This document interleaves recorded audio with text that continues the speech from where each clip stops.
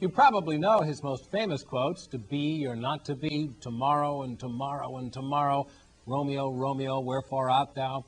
Of course, all written by the great William Shakespeare, right? Well, maybe not, according to our next guest. In the century since the plays and poems were written, questions have arisen about the author's true identity.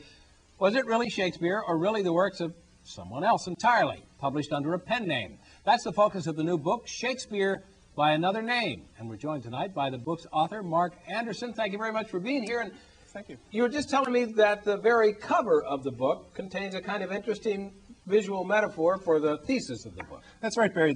The cover of the book itself, I would point people to, on the left-hand side, you have an image of what's called the Ashbourne portrait of Shakespeare. That's one most of us know, that's besides the little bust of Shakespeare people. It's a pretty well-known portrait, and on the right-hand side is an image of Edward de Vere, the Earl of Oxford, painted when he was age 25 in Paris.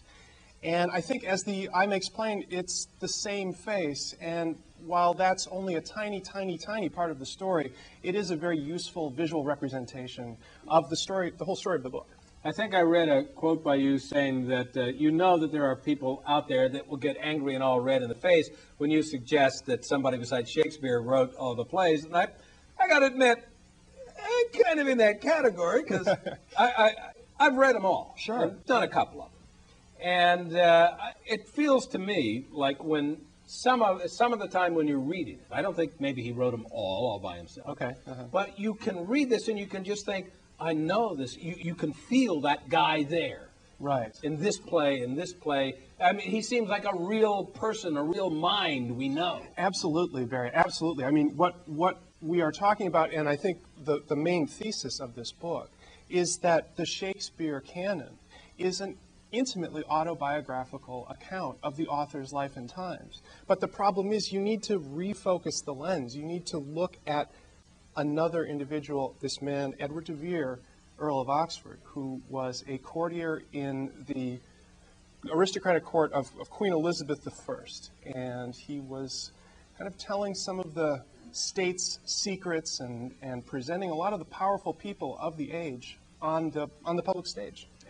But Shakespeare was the guy that, one of the things that started people talking about maybe Shakespeare couldn't have written this was the criticism by his contemporaries at the time that he knew little Latin and less Greek, or the other way around, and they referred to him as the upstart crow. There are contemporary references to Shakespeare that say, he's my competitor and I don't like him.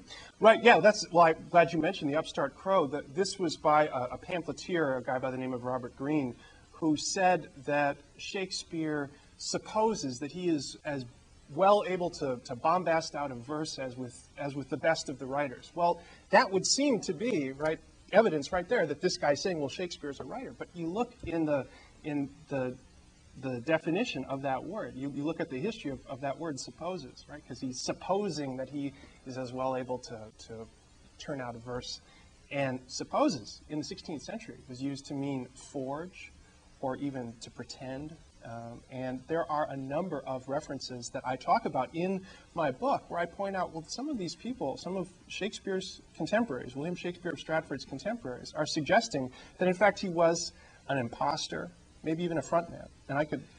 But one of the things that I don't get is that for people that are interested in this, there is a society that's one of the oldest literary issue societies in the world. What's it, the Shakespeare, Oxford? Sure, there are a few organizations that are proposing this. That's right. That has been arguing this for over 100 years, but according to the history I could find, Oxford, Edward de Vere, the Earl of Oxford, who you say wrote these plays instead of Shakespeare, yes, had plays of his own that he wrote that were performed. He wrote Masque, those big courtly things with elaborate scenery they do at the court. He wrote poetry. Why would he write plays as Edward de Vere and go, I like attention, and then write plays as William Shakespeare? Well, Barry, that's a very interesting question. We have records that de Vere was a playwright. In fact, there was, in 1589, there was a literary critic who said that de Vere would be recognized as one of the greatest authors of our period if his doings could be found out and made public with the rest. Now, that's a very suggestive quote, and there are people who are saying this guy's writing some really amazing stuff, but we Are don't you have doing Johnny Cochran on this. You know, when the guy said, when Mark Furman said, I saw the glove, and he goes, oh, you only saw the gloves? He says, you saw two of them. Well, let me though say that, I mean, this isn't just like playing little games with a few words here. What we're talking about is the entire Shakespeare canon. I mean, we're looking at the whole picture. And what we find is that when you look at the story of Hamlet, you find that this is De Vere's life story. I mean, but there's also an Hamlet. There's also an earlier version of the Hamlet-like story that existed before Shakespeare wrote. Sure, but before De Vere, right?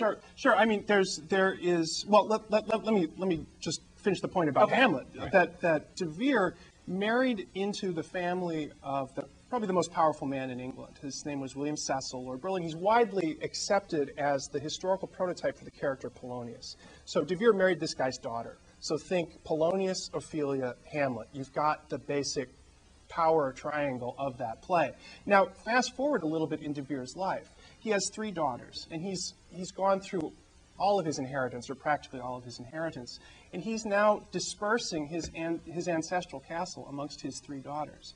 Now, I think we can look at a play that might bring to mind. But you know, Edward de Vere, he had a nudge for a father-in-law.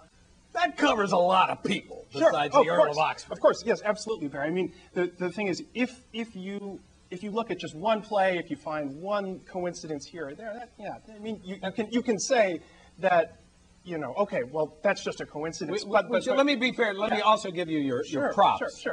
That you were originally studying physics. You are used to doing rigorous research. You're a guy that likes science, and you're a guy that likes all the T's to be crossed and the I's to be dotted. Sure. That's the kind of research you like to do. Sure, absolutely. And it's in the book. It's in the book.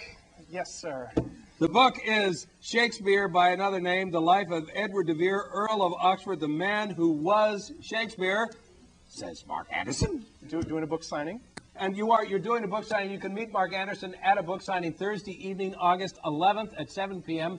at the Brookline Booksmith. For more information, you can call 617-566-6660. That number again, 617-566-6660, or log on to brooklinebooksmith.com. Thank you so much for being here, and I hope people show up and have fun arguing about the subject. Absolutely. Thank you so much, Barry. And you can't read too much about the greatest mind, whoever it was, that ever wrote.